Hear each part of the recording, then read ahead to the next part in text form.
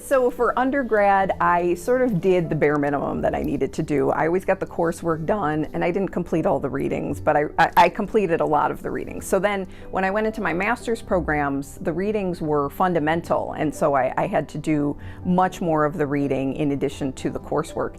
So that's been a shift between kind of the social aspect of the undergrad versus the master's, just not really knowing that many people in the program yet, especially if you are taking online courses instead of in person. So that's why my second semester in the program, I did decide to go for one in-person class just to be able to see some of the people in the program. And that's a lot different than undergrad too, is the range of people is a lot different. There's a lot of different ages in my classes, which is interesting so far. I thought my undergraduate was a lot of work, and it was, but the master's level is just kind of that extension of it, and you really have to not only read the readings but understand them prior to class, and as an undergraduate I didn't always feel that way. And also it is a lot more quality work that you produce, and they're pieces that you can publish or that you can continue to use if you want to pursue a doctoral degree or for other classes. So it's even more important to put quality effort into your papers because they can be beneficial to not only your professional career but further academia if you want also. Yeah, the biggest difference between my master coursework and my doctoral coursework is the primary research that we conduct in class. So the College of Ed has excellent research methods courses, and I've taken several of them so far. And in my master's coursework, it was all secondary research, so looking at other people's literature and synthesizing it. And this coursework involves that, but it also involves the extra step of the primary research, where we go out and we actually collect data and we bring it back and we analyze the data and write it up. And so that's been really a very interesting and satisfying aspect of the program.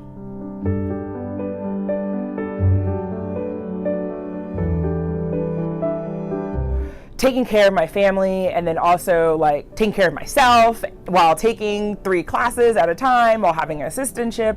I think that was probably the most stressed I have ever been in my entire life, and I really leaned on my peers and even my faculty members for support during that process because, you know, it was very overwhelming. And so I think just when everything kind of hits at one time, that's really stressful, and it just happened to hit while I was enrolled in this program, but that's okay. I survived. I kept going. I mean, I think persistence is everything. And so when it came to grad school, I think there are 2 kind of big points that you have to focus on. The first is that you have to commit some amount of time every single day. It's not something where you can do all of it, you know, in 5 hours on Friday, but not work on it at all through the week. So if you can commit to an hour and a half every day, that is really helpful. And you know, your loved one is in this with you, so you need to be as upfront as possible about, hey, I'm going to have to spend, you know, an hour and a half every night working on this. So that might mean I need a little bit of help with dinner if that's my usual responsibility, or, you know, driving the kids back and forth from soccer practice. I'm going to need a little bit of help with that. And also with your job at work. So, you know, if normally you all spend time going out on a lunch break together, hey, you know, I really need to 3 times a week spend that reading my textbooks, and it's not anything against you all. I have this goal and I'm trying to reach it, and so I need kind of the support in order to get there. Everyone wanted to hang out and see me. And there were times when I would literally bring homework with me if my friends were going to the beach or something, and I would carve out time to do my work and then carve out time to have fun.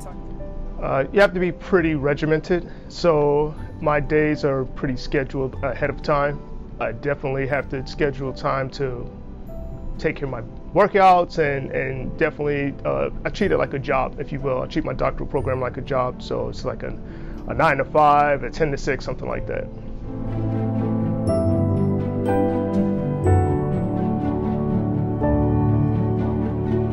Definitely my advisor within the master's program has been super helpful. She was one of the first people that I reached out to just to make sure I was doing the right thing, just because they'll show you which classes you need to take. Maybe there's something you don't need to take, or there might be a cohort program that you can join. And she was definitely instrumental in making sure that I'm successful and going the right way and not taking classes that I don't need or missing a class that I do need. Getting with the advising staff was absolutely paramount for me.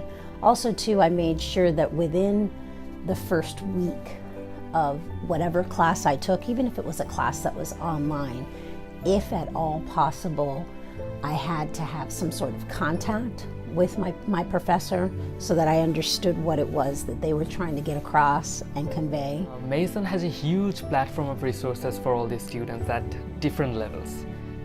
But I would actually recommend the library website, and that will actually tell you all about the workshops that is happening at Mason, and also it is actually helpful for the local and international students, for both of them. First of all, the College of Ed librarian is fantastic. I've gone to see her several times and she's shown me new databases to use that I didn't know about, and so that's an excellent resource. Zotero is another resource that I use, and it's a software system that allows you to organize all of your references. Zotero is amazing because it'll also generate a bibliography or a reference page for you within your document. It'll keep track of the resources that you're using within Word as well. At the same time, I would recommend the University Live website. It gives you all the information about your life at Mason to make it an amazing experience. I've used the Graduate Student Travel Fund. I just know it as GSTF. I've used that. They've paid for me to go to at least 4 or 5 conferences. That helped defray the cost. I won't say they fully funded it, but they helped defray the cost.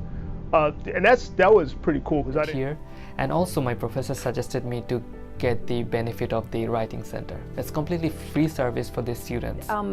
Faculty and students. So faculty are an excellent resource to graduate students about coursework and things to think about during the coursework and things to think about for future research, and other graduate students. So I find myself going to graduate students who are further along in the program regularly just to ask for advice.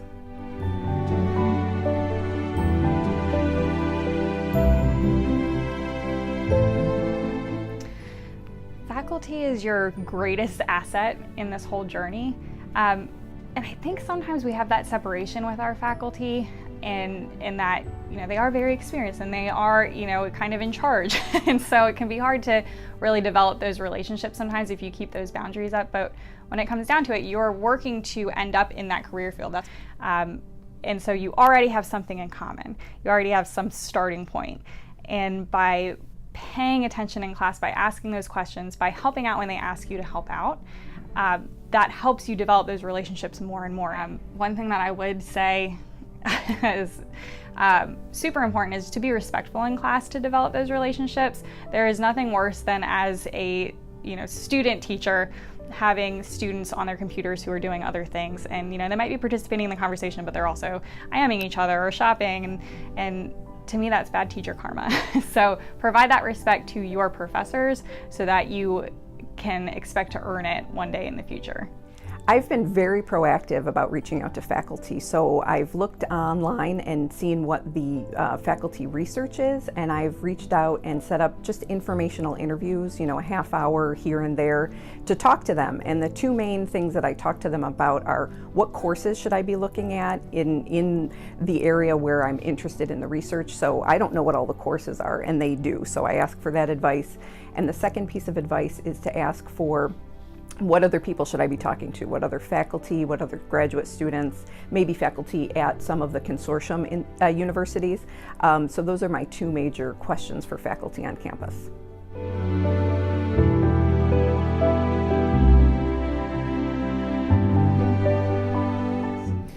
Yeah, so I feel really lucky because I came in with such an amazing group of students. We really took it upon ourselves to hold each other accountable and work together and write together and set up study groups, and then also go have fun at the same time. And so I think just as a whole, we were really intentional about creating a family and creating some accountability, because that peer accountability is everything. And we're all at different stages of our coursework and research, and so some of the students who are a little further along, I reach out to regularly and ask, hey, how did Portfolio 1 go? How did Portfolio 2 go? What's your advice for getting a committee? And so we really connect in that way. And then in every course, I meet different people that I connect with, and we keep in touch, and we have maybe coffee or lunch or something once a semester and just talk about our coursework. I can't say enough about how awesome it was to be a part of my cohort, because that was a community right there. We were all in the same boat. We all had full-time jobs. We all had, other things that we were trying to juggle, many hats.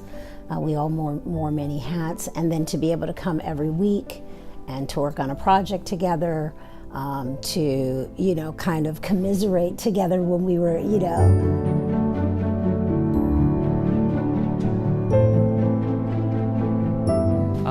The fact that I really enjoy about our graduate program is that we operate in a dynamic and multicultural context. So we actually get the opportunity to grow our skills and showcase it in the highest level. I really enjoyed about my master's, what I was learning in my classes I could apply to my students immediately. I felt like everything was applicable, and I didn't always feel like that in my undergrad. I felt like it took a little bit to learn what I'm going to use in the field, but when taking my master's courses, I would leave a class and then something about that class I could immediately apply to my job and my students the next day. I enjoy the community that it builds in every class. I've never had anything like it. And when you commit to something with grad school, every single lesson has some sort of applicability, and that's the coolest part about the George Mason program, is that not only is it already applicable because the professors know what they're doing, but they also take your feedback. So if you're really concerned about something in particular, they'll take the time to spend 30 minutes going over that with you in detail, because it benefits everybody. Because if you have that question, I'm sure your peers do as well.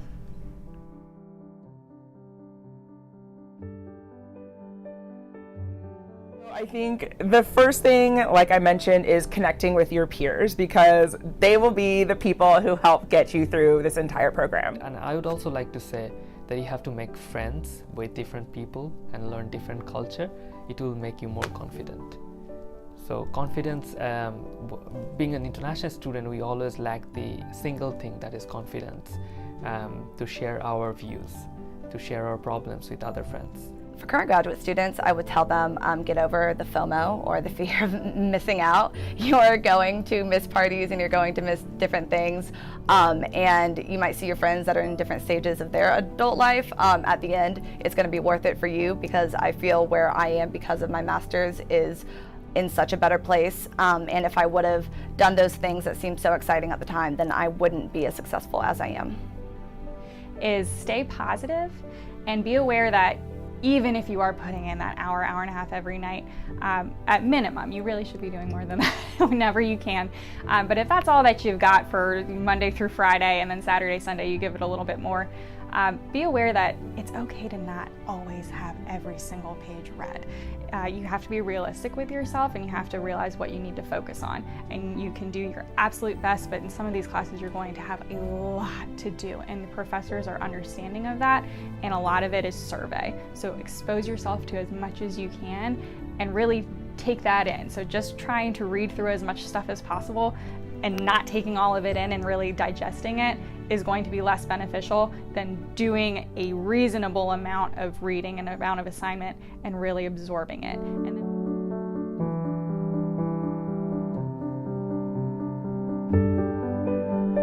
my first publication. that was my proudest moment, getting something published and getting invited to present at international conferences. That was pretty cool.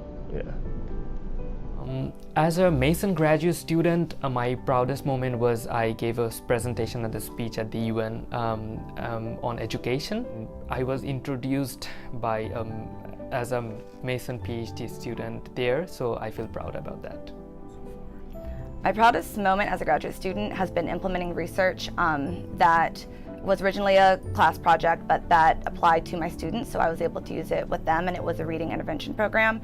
And just seeing their success and their confidence in reading go up has just been incredible. My proudest moment, toward the end of my student teaching, I had a few opportunities to interview, and I had an interview the week before. I had an interview scheduled for the next day, and I just became overwhelmed with just all kinds of proud emotions that I am here in this moment. I switched careers so that I could get a teaching job, and it took 3 years, and now I have the these opportunities that I've been thinking about, for 10 years, for a really long time. And I didn't want to make the leap because I knew it was going to take a long time, and here we are, and we're here. And that feeling of accomplishment is just so powerful. But it was such a good feeling to know you did it, and it was hard, and you still did it.